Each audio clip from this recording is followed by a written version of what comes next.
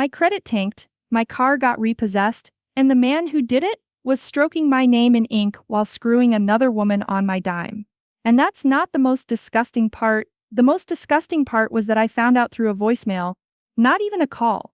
A robotic voicemail from Desert Valley Auto Finance at 6:47 a.m. on a Tuesday, while my Australian Shepherd mix, Remy, was pawing at his empty food bowl, and I was already late for my shift at the hospital. This message is for Sandra Mitchell. Your BMW 530i is scheduled for immediate repossession due to non-payment. Please contact us within 24 hours. BMW? I drove a 10-year-old Honda Civic with a cracked windshield and 189,000 miles on it. Hey, before we dive deeper into this insane story, tell me where you're watching from and if you've ever had someone betray you like this. Drop your city in the comments below. Trust me, the comments on this one are about to get heated. Now let's jump into this story, but brace yourself, it gets wild. I called Desert Valley Auto Finance immediately, my hands shaking so badly I had to redial twice. The representative, a bored-sounding woman named Cheryl, pulled up my account. Ma'am, you co-signed for a 2023 BMW 530i on March 15th. The loan is for $67,000 and you're 3 months behind on payments. My mouth went dry.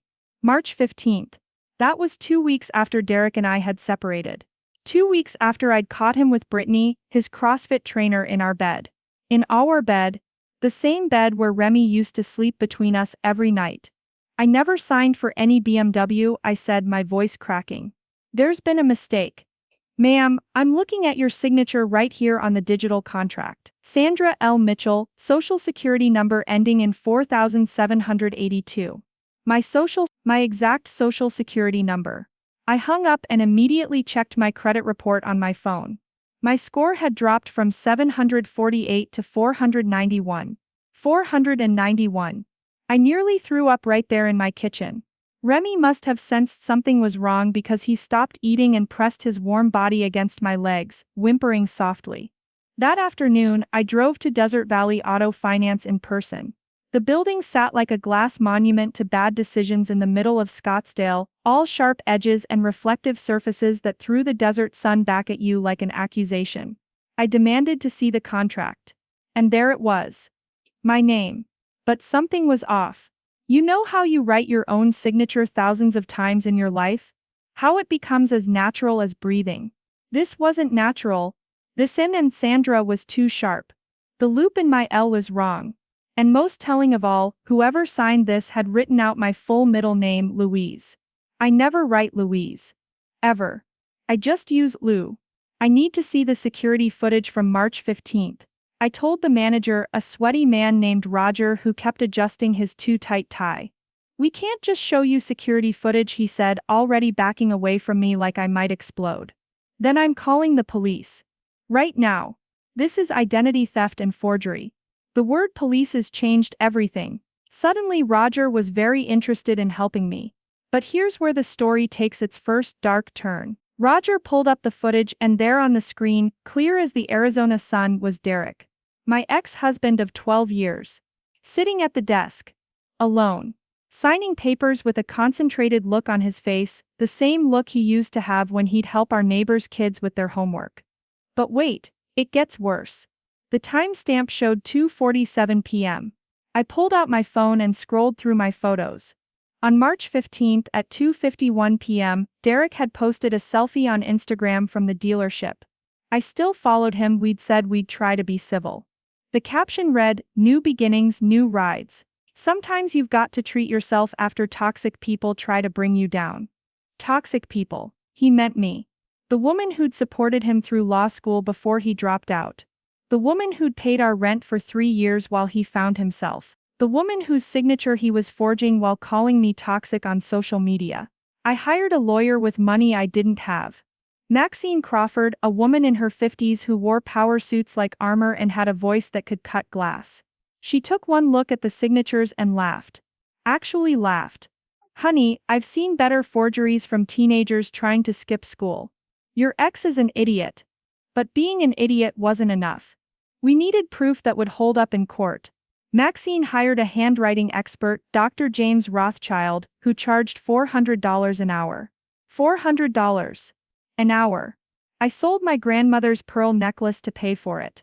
Dr. Rothschild spent 3 hours analyzing the signature. He measured angles, pressure points, stroke patterns. He compared it to 20 samples of my actual signature from checks, medical forms, and legal documents. His conclusion was devastating in its certainty. This is absolutely unequivocally a forgery. But Derek had been smart about one thing. He'd used my social security number, my date of birth, my mother's maiden name for security questions. Information only someone close to me would know. Information a husband would know. That's when I decided to do something morally questionable. Something that still keeps me up some nights, wondering if I went too far. Would you have done the same? Drop a comment and let me know. Because this next part. This is where I crossed a line. Derek had moved in with Brittany, but he also ran an Airbnb out of a condo his mother had left him. I still had a key. He'd never asked for it back. Probably forgot I had it. One night, while he was definitely at Brittany's place, thank you, Instagram stories, I let myself in. The place smelled like his cologne, that expensive stuff I'd bought him for our last anniversary. Remy had come with me and even he seemed nervous, staying close to my legs and occasionally letting out small whines. The condo was immaculate, staged for guests. But his office, a small room in the back, that was pure Derek. Messy, disorganized, papers everywhere. And that's where I found them. Practice sheets. 20, maybe 30 pieces of paper where he'd been practicing my signature. Starting clumsy, getting better, never quite right. My hands shook as I photographed each one. This wasn't a crime of opportunity. This was premeditated. He'd planned this. But that wasn't the worst thing I found. In his desk drawer under a stack of old tax returns I found a business card. Brittany Chen, personal trainer and wellness coach. But someone had written on the back in blue pen, thank you for the referral. Commission check coming your way. Tony Castellano. The sales manager at Desert Valley Auto Finance. My stomach dropped. Derek hadn't just forged my signature. He'd had help. Professional help. Brittany's cousin Tony had made sure no one asked too many questions when Derek showed up alone to co-sign a loan that required both parties present. I took photos of everything. My hands were shaking so badly that half the pictures came out blurry.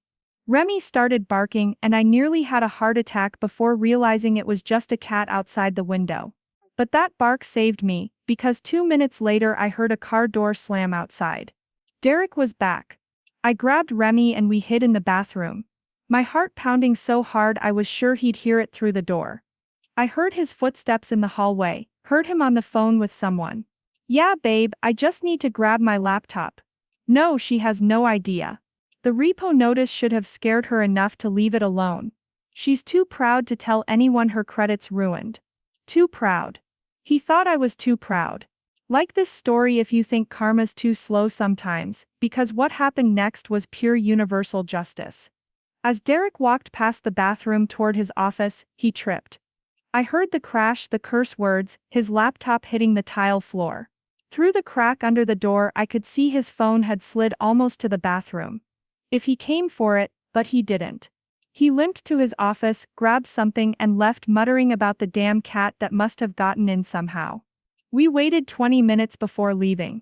20 of the longest minutes of my life. Remy pressed against me, both of us barely breathing. When we finally got to my car, I broke down crying. Remy licked my face, trying to comfort me, but I couldn't stop shaking. The trial date was set for August 15th. The Arizona summer was brutal, 115 degrees of heat that made the air shimmer like a mirage. But that wasn't why I was sweating as I sat in the courtroom. Derek showed up in a suit I'd never seen before, expensive, tailored. Brittany was with him, wearing a dress that cost more than my monthly rent. They held hands. They whispered to each other. They looked like the perfect couple. I sat alone except for Maxine. Well, not entirely alone. My sister Sarah had flown in from Portland and she sat behind me, occasionally reaching forward to squeeze my shoulder. But it felt like Derek and Brittany's presence sucked all the air out of the room. The prosecutor, a young man named Michael Chen, no relation to Brittany, thankfully presented the evidence methodically. The forged signatures. The security footage. The practice signatures I'd photographed. Derek's lawyer, a shark named Wallace Pemberton, tried to argue that I'd given verbal permission, that we'd been separated but still making joint financial decisions. Then Dr. Rothschild took the stand. He didn't just testify that the signature was forged, he destroyed it. He showed the jury on a large screen how my real signature had consistent pressure points, how the forge had hesitation marks, how the angle of certain letters was impossible for me to have written based on my writing hand's natural movement. But the real blow came when Michael Chen introduced evidence I didn't even know they had. Your Honor, we'd like to introduce text messages between Mr. Derek Mitchell and Miss Brittany Chen from March 14, the day before the forgery. Derek's face went white. Brittany started crying. The texts were damning. Derek. Tomorrow's the day. You sure Tony will be cool? Brittany. He said as long as we give him his cut, no questions asked. Derek, she deserves this after everything she put me through. Brittany. Just make sure you practice the signature again tonight. Would you have called the cops or done it my way? Because what happened next in that courtroom was something I'll never forget. During a recess, I went to the bathroom. The courthouse bathrooms were those harsh fluorescent lit spaces that made everyone look sick. I was washing my hands when Brittany walked in. We made eye contact in the mirror and for a moment neither of us moved. You know, she said, reapplying her lipstick with a steady hand, he told me you were crazy. Controlling. Abusive even. I turned to face her. And you believed him? Why wouldn't I? Look at you now trying to destroy his life over a car. Over a car? My voice was deadly quiet. He destroyed my credit. He committed a felony. He practiced my signature for weeks. She shrugged. You must have done something to deserve it. That's when I snapped. I didn't hit her, though God knows I wanted to. Instead, I said something that would haunt both of us. When he does it to you, and he will, remember this moment. Remember that you knew what he was capable of and you stayed anyway. I turned to leave, but the floor was wet from someone's spilled coffee earlier. My heel slipped. I went down hard, my head hitting the corner of the sink. The last thing I remember before blacking out was Brittany screaming and the taste of copper in my mouth. I woke up in the hospital with 7 stitches in my scalp and a concussion. Sarah was there holding my hand. Remy was at home with my neighbor, but Sarah showed me a video she'd taken of him refusing to eat, just lying by the door waiting for me. The trial, I croaked out. Postponed until you're better. Sarah said. But Sandy, there's something else. She held up her phone. A news article, key witness in forgery trial suffers suspicious fall in courthouse. Suspicious. They were implying Brittany had pushed me. She hadn't, but now Derek's lawyer was arguing that I was unstable, vindictive, possibly staging accidents for sympathy. Subscribe if you love real stories with revenge done right, because I've got more, and this next twist changed everything. I returned to court a week later with a bandage still on my head and Maxine by my side. The defense tried to use my accident against me, but it backfired spectacularly.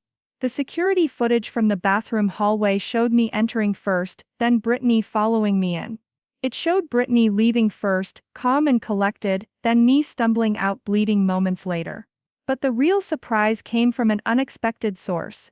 Tony Castellano, facing his own charges for conspiracy to commit fraud, flipped. He testified that Derek had paid him $5,000 to push the loan through without proper verification.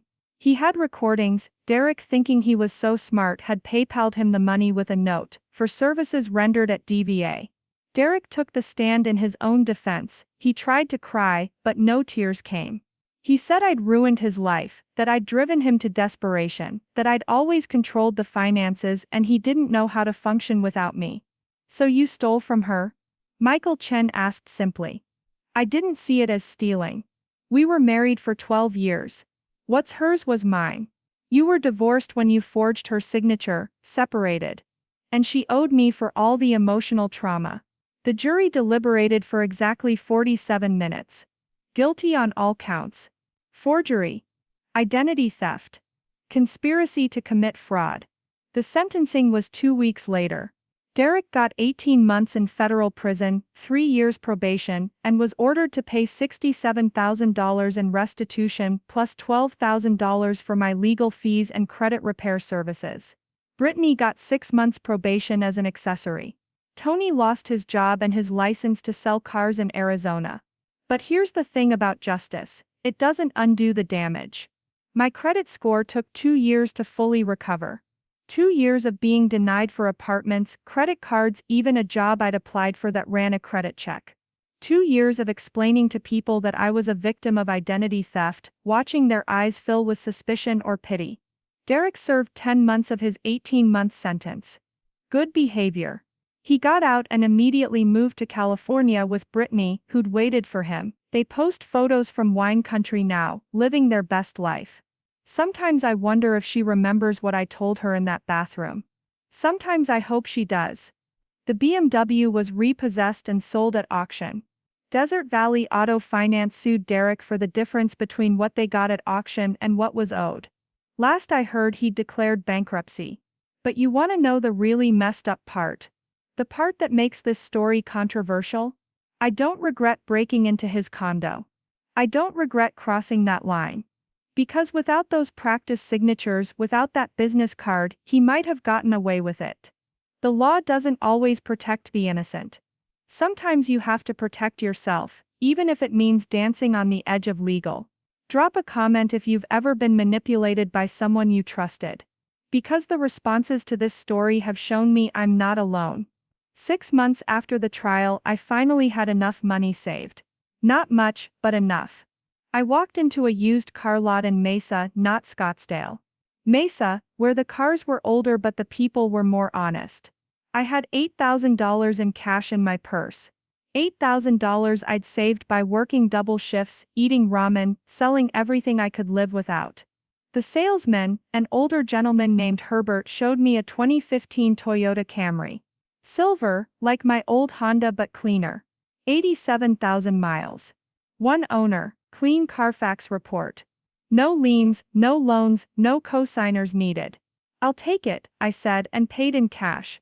He counted the money twice, gave me a receipt, and handed me the keys. The title came in the mail 2 weeks later. My name only. Sandra L. Mitchell, sole owner. I sat in that Camry in the lot and cried. Remy was in the passenger seat, tail wagging, sensing my relief. We'd made it through. We'd survived. I named the car Redemption. 2 on the nose. Maybe. But every morning when I start her up, I remember that I bought her with my own money, earned with my own hands, in my own name. Nobody can take her from me. A year later, I got a message on Facebook from a woman named Jennifer. She was dating Derek. She'd found the news articles about the trial. She wanted to know if it was true. I could have ignored her. I could have told her it was none of her business. Instead, I sent her 3 things. The court documents, a photo of the forged signature next to my real one, and a simple message. He practiced for weeks. When someone shows you who they are, believe them. She thanked me. She left him. 3 weeks later, she messaged me again. He tried to open a credit card in her name. She'd caught it because of my warning. You saved me, she wrote. No, I replied. You saved yourself by listening. This is the part where I ask you to think about the red flags you might have ignored. The times someone made you feel crazy for questioning them. The moments when your gut told you something was wrong, but your heart wanted to believe otherwise. It's been 3 years now. My credit score is back up to 722. Not perfect, but respectable. I still drive Redemption. She's got 124,000 miles now, but she runs perfectly. Remy rides shotgun everywhere we go, his head out the window, tongue lolling in the desert wind. I live in a small apartment in Tempe now, closer to work. It's nothing fancy, but it's mine. The lease is in my name only. The utilities too. Every bill, every account, every document, just my name. There's a strange power in that, a freedom I didn't appreciate until I almost lost it. Sometimes I run into people who knew Derek and me as a couple. They ask how he's doing. I tell them I don't know, which is mostly true. I don't check his social media anymore. I don't care about his new life, his new victims, his old patterns. That chapter is closed, sealed by a judge's gavel and my own determination to move forward. But I won't lie and say I'm unscarred. I check my credit report monthly. I have alerts set up for any new accounts opened in my name. I keep all my important documents in a safe deposit box at a bank Derek doesn't even know exists. Trust once shattered like that doesn't fully heal. It scars over, functional but never quite the same. You know what the strangest part is? I'm grateful. Grateful it happened when it did, before he could do worse. Grateful I found out before he destroyed more than my credit. Grateful I had the strength to fight back, even when it meant crossing lines. I never thought I'd cross. Derek taught me something valuable. Sometimes the person who promises to love and protect you becomes the very person you need protection from. Sometimes the pen that signs love letters becomes the weapon that writes your destruction. But here's what he didn't count on. Sometimes the victim becomes the victor, not through revenge, but through survival. That repo notice that started this whole nightmare. I framed it. It hangs in my home office, a reminder of the worst day that led to my freedom. Visitors think it's weird. Sarah says it's morbid, but for me it's proof that I can survive anything, that I can rebuild from ashes, that I can turn someone else's crime into my own redemption story. The pen wrote his sentence. Yes, but I wrote the ending. And it was mine. If you're watching this and you've been through something similar, know this: you're not crazy, you're not overreacting. You're not alone. Financial abuse is real, identity theft by someone you love is devastating, and the scars it leaves are valid. To those of you dropping cities in the comments, from Phoenix to Philadelphia, from Miami to Minneapolis, thank you for watching, for sharing your own stories, for making me feel less alone in this journey. Like and subscribe if you want more real stories about surviving, thriving, and sometimes getting the justice we deserve. And to Derek, if you're watching this, though I doubt you are, you're probably too busy practicing someone else's signature. I hope you learned something in those 10 months. I hope you think about it every time you pick up a pen. I hope you remember that forgery is a federal crime, but breaking someone's trust, that's a life sentence you serve in your own conscience. But mostly I hope you know this. I won. Not because you went to prison. Not because you paid restitution. I won because I'm still here, still standing, still driving my car that I bought with my own money. I won because Remy and I wake up every morning in a home built on truth, not lies. The pen that wrote your sentence? It was your own hand holding it the whole time. Drop a comment if you believe that karma sometimes needs a little push. And remember, sometimes the best revenge isn't revenge at all, it's freedom. It's redemption. It's surviving someone's attempt to destroy you and coming out the other side, scarred but whole, broken but rebuilt, betrayed but ultimately, beautifully, free. Remy barks in agreement from the passenger seat of redemption as we drive into the Arizona sunset, windows down, past finally in our rearview mirror.